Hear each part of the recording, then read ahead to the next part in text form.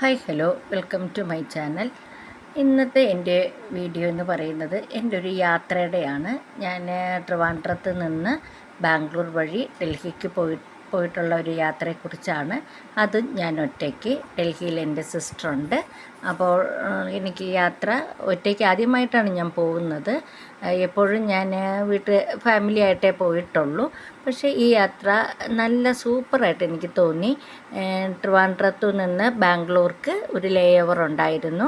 അത് കഴിഞ്ഞിട്ട് അവിടെ നിന്ന് 1 മണിക്കൂർ കഴിഞ്ഞപ്പോഴാണ് തിരിച്ച് ഡൽഹിക്ക് ഫ്ലൈറ്റ്.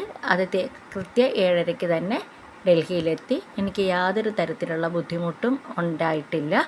ഞാൻ അവിടെ എയർപോർട്ടിൽ ചെന്നപ്പോൾ തന്നെ അവിടെ അനിയത്തിയും അവരുടെ ആൾക്കാരും ഉണ്ടായിരുന്നു എന്നെ വിളിക്കാനായിട്ട്. ഞാൻ നല്ല എൻജോയ് ചെയ്തു അവരുടെ കൂടെ കുറച്ച് ദിവസം. എൻ്റെ ഈ യാത്ര എനിക്ക് ഒത്തിരി നല്ല എക്സ്പീരിയൻസാണ് തന്നത്. ഞാനും ഏകദേശം ഒരു 57 വയസ്സുള്ള ഒരാളാണ്.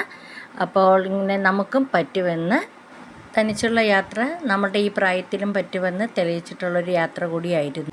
പിന്നെ ഞങ്ങൾ ഉത്തര ഗുരുവായൂരപ്പൻ ടെമ്പിളിൽ പോയി. അവിടെ നിന്ന് കാപ്പി കുടി എല്ലാം കഴിഞ്ഞ് വീണ്ടും മെട്രോയിൽ കയറി വീട്ടിലെത്തി. ഫുൾ വീഡിയോ ഉടനെ ഇടുന്നത്.